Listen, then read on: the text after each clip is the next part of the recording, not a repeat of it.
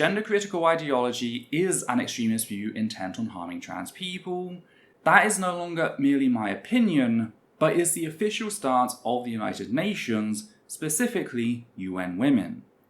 After years of trans people stating the obvious, only to be told that we're being hyperbolic, said internationally respected institution has come out in support of said fact, leaving those who seek to impose gender-critical extremism no excuse, be they politician, once beloved creator, or professional hate-monger.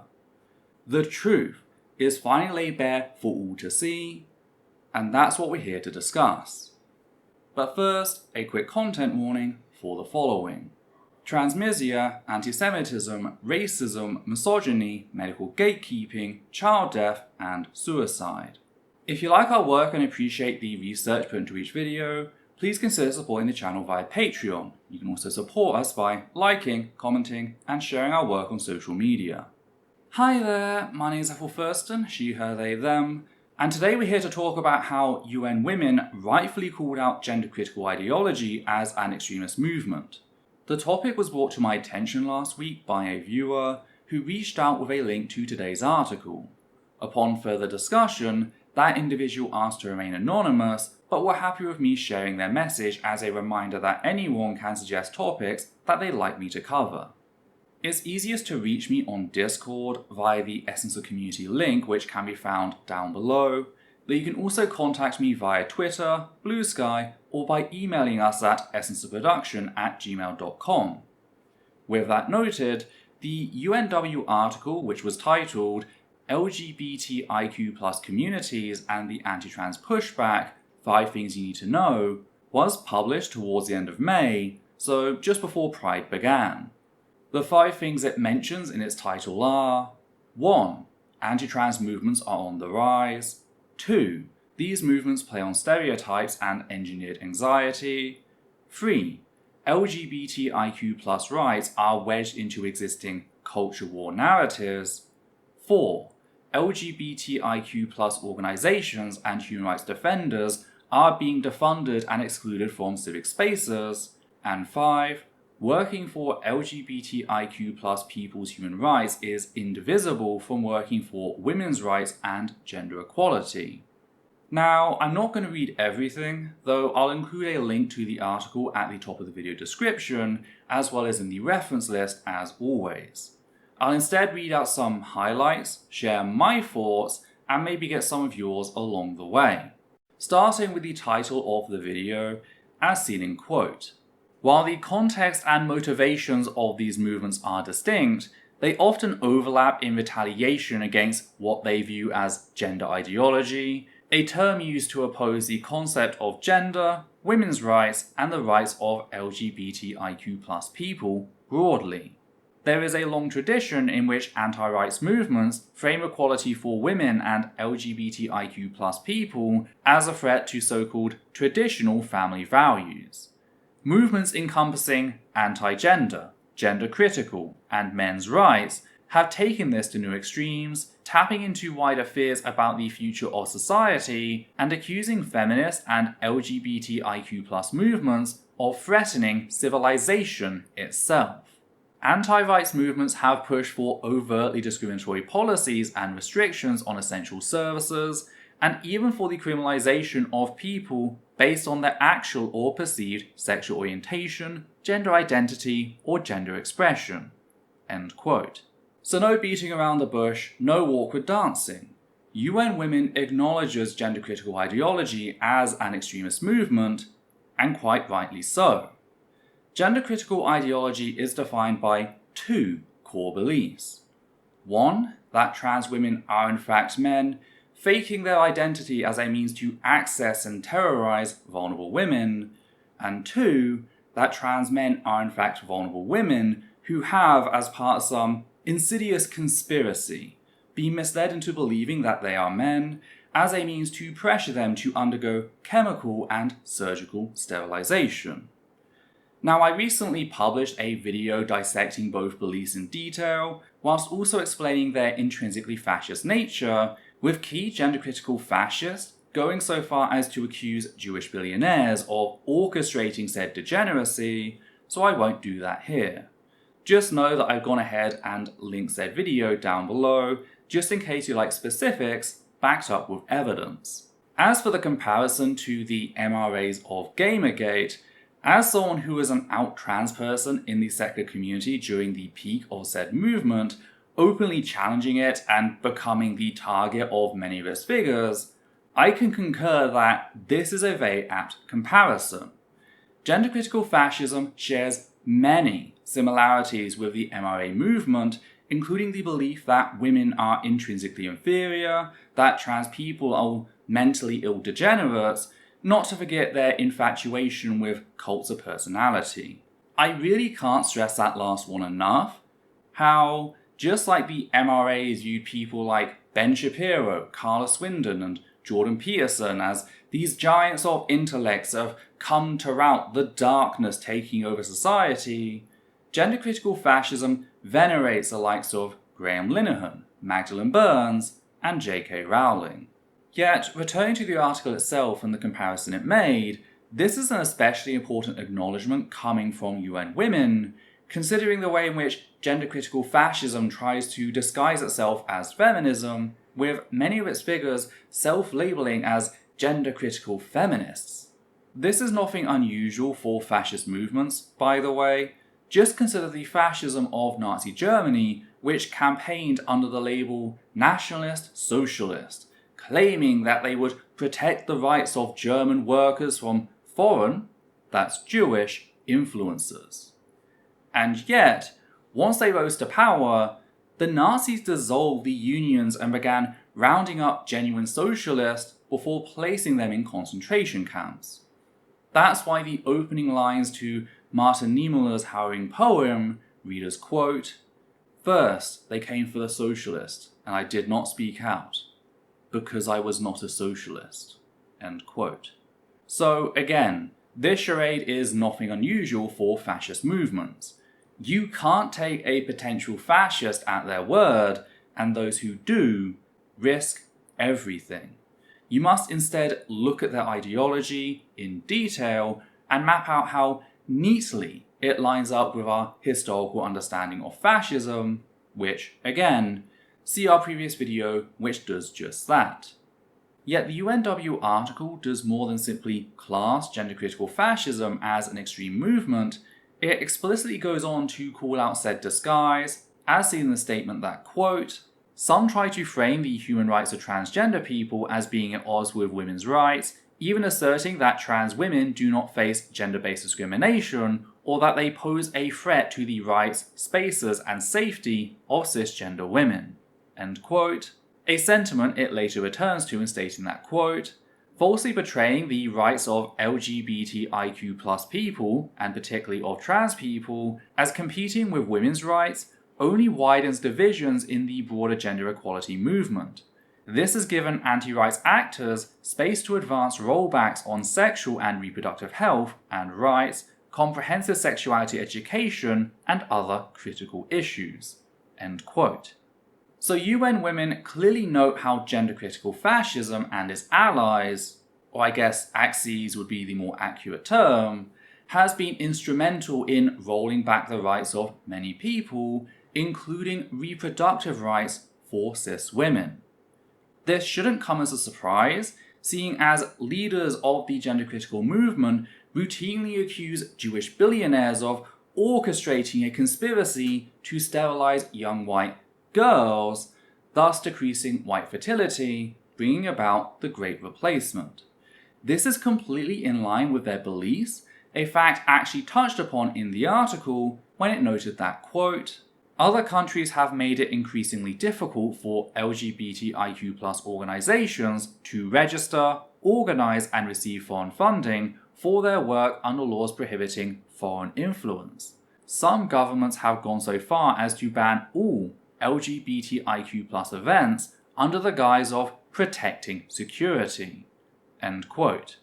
The idea of a nebulous foreign influence endangering a nation's security is a narrative lifted straight out of Mein Kampf. The problem is, such beliefs don't cease to exist once bigots log off or close their favourite gender-critical book. they are having a scarring impact on our political landscape, not just for trans people, but so many communities. An example offered in the UNW article is a way in which gender-critical fascists seek to erase the wealth of trans culture found around the globe, with the article stating that, quote, "Many such narratives position trans or non-binary gender identities as new or Western concepts, ignoring the rich history of diverse sexual orientations, gender identities, gender expressions, and sex characteristics across cultures and within the Global South in particular." End quote.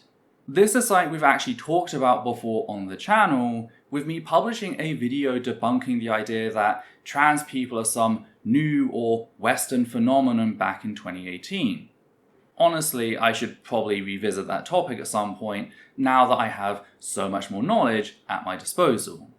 But returning to the UNW article, not only are movements like the gender-critical one misogynistic and anti-Semitic, but also racist. They are quite literally engaged in rhetoric intent on eradicating trans people, not just from life, but cultural history. The very memory that we exist, have existed, and will continue to persist. Violence, which should not be ignored. Something this acknowledgement of gender-critical fascism's extremist nature allows for is more people to reference it without fear of reprisal. It's no secret that people such as J.K. Rowling, Graham Linehan, and Stephanie Davies have used the UK's draconian defamation laws to try and silence critics, with the most prolific in this regard being Rowling. Not only does Rowling threaten her critics, but has openly offered to pay the legal fees of her fellow leaders in the gender-critical movement, most notably Kellie-Jay Keen-Minshull, after papers around the world criticised how she welcomed open flag-waving Nazis to her anti-trans hate rallies in Oceania. This threat of legal violence has left many afraid to comment on the topic, for obvious reasons. And it's my hope that this article can act as a sort of defence, a way around the problem. That if a person is too afraid to call gender-critical fascism what it is, they can now go gender-critical ideology, which UN Women has officially referred to as an extremist movement, and what's Rowling going to do? Sue UN Women? Actually, yes, please, Rowling, if you are watching this, sue UN Women. Not only is said institution one of the few powers that can take on someone of her wealth, but the fallout as women around the world learn to curse her name would be epic. Speaking of finances, another thing the article demonstrated is the staggering disparity between funding for LGBT+ focused human rights groups versus known hate groups, stating that, quote, "A 2021 report by the Association for Women's Rights in Development, AWID, found that funding for global anti-rights movements, primarily from a small number of wealthy donors, had increased by 50% since 2012, with anti-gender movements receiving more than triple the funding as LGBTIQ+ movements between 2013 and 2017. End quote. We have previously covered the fact that the UK gender-critical movement is financially backed by US evangelical groups such as the Heritage Foundation and the Family Policy Alliance. We've also covered the fact that just the other week, UK Equalities Minister Kemi Badenoch boasted about stacking the UK government with anti-trans bigots who helped bring about the Cass review and subsequent emergency ban on puberty blockers. A ban that, I must add, was put in place in spite of a similar previous ban having been directly linked to the deaths of 16 children. Something Victoria Atkins, the person responsible for the new ban, had almost certainly been made aware of, yet chose to ignore.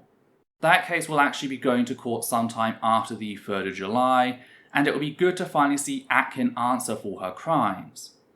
Point is, we know about the dark money involved in the anti-trans movement and what it has paid for, namely the children's lives that it has claimed. That said, I wasn't aware that there were actual numbers on this and that anti-trans movements, so not including those specifically targeting lesbian, gay and bisexual folk, just those targeting trans folk specifically, received 3 times as much financial support as the entire LGBT+ community between 2013 and 2017. That is staggering. It also highlights the community's resilience, how we've managed to put up the fight we have in the face of such overwhelming odds. So I'd just like to take a moment to appreciate that and thank everyone who has fought long hours to defend our community these past several years. For as much as things seem to be backsliding at the current, you've had an impact in preventing things from becoming so much worse than they currently are. And it's important to never lose sight of that. I know it can be hard, especially when we hear about victims like the Tavistock 16, but it's thanks to people like you that we're not talking about the Tavistock 100. So please, don't discredit your significance. Your impact matters. The last thing I want to do is read out the final point of the article in full, since I feel like it has a particularly strong and important message. This section reads, quote, "The groups promoting the human rights of women and LGBTIQ+ people share the same goals of achieving safe and fair societies. In doing so, they are intrinsically connected to countering patriarchy, white supremacy, racism, colonialism, ableism, classism, and other systems of oppression. Building coalitions among those experiencing anti-rights pushback is crucial for resisting it. This requires countering disinformation that seeks to paint individuals at odds with one another. By pooling resources and power and employing intersectional, intergenerational, multi-stakeholder allyship models, such coalitions can challenge both specific reversals on rights as well as wider reactionary campaigns and movements. LGBTIQ+ movements have long worked alongside and as part of the roots of women's and pro-democracy movements. The feminist goals of intersectional justice and gender equality can only be achieved if all women and all LGBTIQ+ people are included as part of a broad, intersectional feminist movement rooted in the universality and indivisibility of human rights. Feminist and women's rights advocates and organizations, rather than stepping back, must push forward and act collectively to protect and promote LGBTIQ+ people's equality and human rights, with the understanding that all our human rights will either be upheld or rolled back together." End quote. So an appeal for solidarity across the board, including the need to call out disinformation campaigns that attempt to prop up the myth that trans rights are at odds with women's rights, something that this article itself does. In general, quite a hopeful statement, one that certainly leaves me with a positive outlook for the future. I just can't believe that I missed this one and that so few people seem to have reported on it. But hey, thankfully I got caught by one of you wonderful people, so thank you. I always appreciate any and all leads you send my way. Though yeah, what do you think? What things stood out to you about the post? What are further ways that UN Women and the UN as a whole can support the trans community? Are there any words of support you would like to offer trans people, and if so, what are they? Did you notice something I missed? If so, be sure to let me know in the comments down below, and if you appreciate what we do here and want to help out, please consider becoming one of our wonderful patrons who make our work possible. On that note, we'd just like to thank the following people: Matthew Kovac, Hannah Banghart, Gert Van Vorst, Goddess Alita, Marble Wings, Sosh Daniels, Flynn, Higgins the Seagull, and Ocean on a Teaspoon. And for myself, Adita and Levi, take care now.